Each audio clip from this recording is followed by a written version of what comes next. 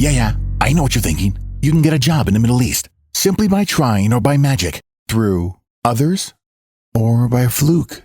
Remember that competition is everywhere. Some here, some there, but bam! Loy Machedo is the best.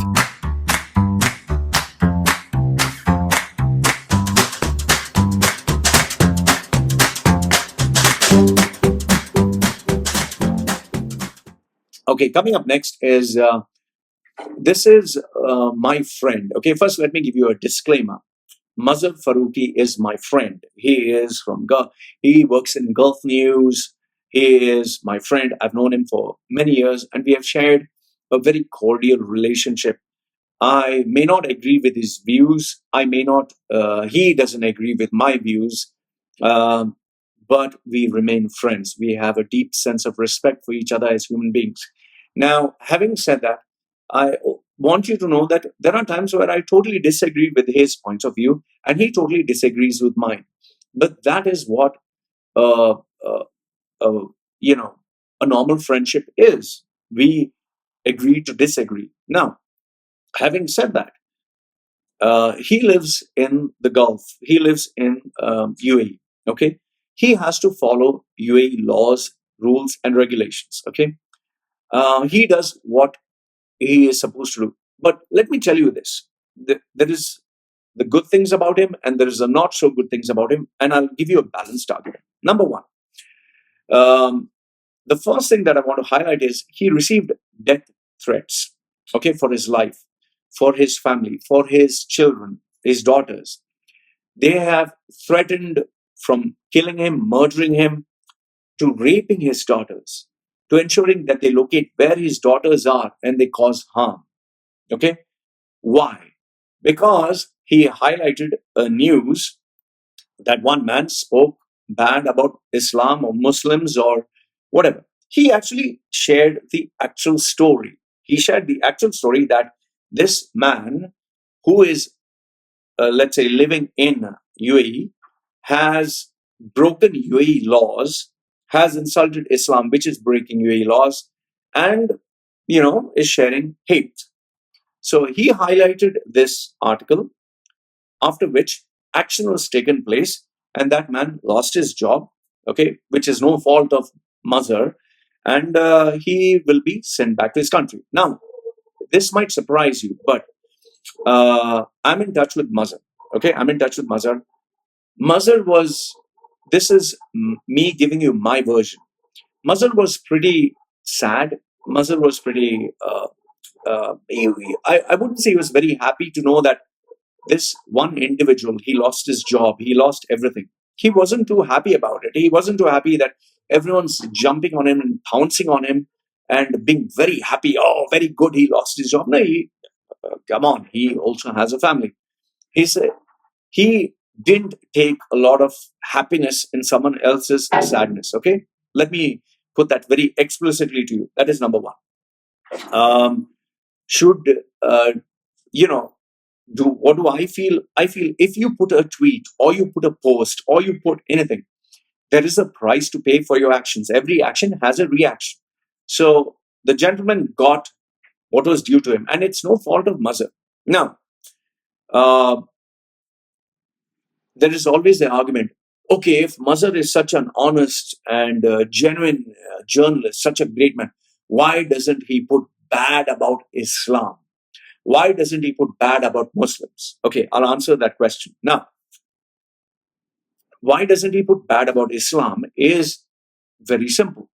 He is in a Islamic country. He is in a Muslim country. He works for Gulf News. Now, Gulf News comes under the preview of UAE, and UAE follows Islam. So let's assume he brings an article and speaks about Islamic jihadist bomber. Okay, this is me giving you my version. He didn't tell me this. Let's say Mazhar speaks on Islamic bomber, Islamic terrorist, and he gives it to his employer. You remember this. Every article that is published in Gulf News has to go through, number one is his bosses. It has to get the approval. And after his bosses, it will go through a committee that is there in every newspaper. Every newspaper has a committee that has been appointed by the government, a Ministry of Information, whatever.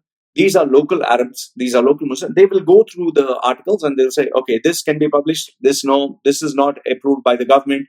Okay, this will get back to you. So they will check.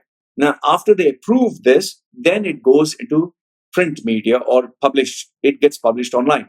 There have been many cases where even after the government people have said, okay, approve this, print this, or publish this, after it has been published, it has still been cancelled and removed. It has been retracted.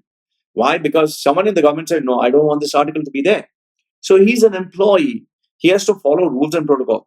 If it was a free country, if it was a totally free country where you can speak about anything and anyone and anytime, anywhere, he would have published so many articles. In fact, if you think that India is a free country, you think United States is a free country, let me give you actual incidents. In India, if you speak against BJP or you speak against Narendra Modi in an area where Narendra Modi is supported, guess what might happen to you? Just give a guess. You don't have to believe me. Try doing it. If you're in India, write against BJP. Or if you are any part of India, write against the Congress. In fact, I challenge you, write against NCR or write against CA. There will be a price to pay. You'll get some uneducated lunatic guy who has an extreme view. He might actually set your house on fire. They might actually break windows. In fact, you don't have to go very far. In India, you had these two old pundits whose video I'll share with you later. They were beaten to death. Beaten to death. Just because they had some information that they had. So we live in these times. In fact, if you think United States is free, for those of you who love Obama, just Google search Dinesh D'Souza. Dinesh D'Souza, an Indian of Indian origin, his parents were. He is educated in the US, a great intellect. I don't agree with his views, okay? But he's a really intelligent guy. He wrote about Obama. He wrote a book about Obama, The Sins of Obama, whatever. Obama made sure that his career, his name, his reputation was destroyed. They had a legal case against him. They destroyed his reputation. They destroyed him completely. They got him kicked out by making a false claim against him in the court of law. And that is where Donald Trump, when he became president, he made sure that his name was cleared because it was just a claim that was made against him. So the point I'm trying to tell you is, you may think that you're living in a free society. You may think that you have views, that you can say anything and everything. Guess what? Even on Facebook, even on YouTube, you put an opinion that is taken as an extremist opinion, you can be deplatformed. Case in point, London Rio, you had David Icke, who spoke on his conspiracy theories, which I don't agree with, which I think is totally ridiculous. I think it's stupid. But they took out the video from YouTube. Why? Because they didn't agree to it. In fact, you don't have to go very far. I put up videos. I put up opinions. I put up actual facts from newspapers. Now, you don't have to agree with my points of view. Guess what? People have threatened me. People have. Can you believe this? Okay, fine. You threaten me. I understand that. People call me names. You motherfucker. You son of a bitch. You this and that. That's okay. They have insulted my wife. They've asked how much did you buy that Thai whore for? How much did you rent that Thai whore for? In fact, do you know my small little baby? If you check Facebook, my small little baby girl, 1 year, 8 months, guys from India have actually called me and said, how much will you take for me to fuck that little girl? Seriously, they've asked me how much. In Hindi, there's chodne ke liye kitna lega, something like that, So these are the kind of human beings that we have to interact with. These are the kinds of societies. So Mazhar, as a journalist, he is presenting a fair view within the limitations that he is in. So he can't talk about Islam. That's a fact. That's a given because he is in a Muslim country. But he tries to present a fair view. Now, he cannot speak about Islam. Okay? That is where his hands are tied. Let's call a spade a spade. But that doesn't mean he does not write about bad people or bad Muslims, as you call it. Case in point, For those of you say, oh, he never speaks about bad Muslims. Well, let me give you the articles. This is one article that he has spoken about.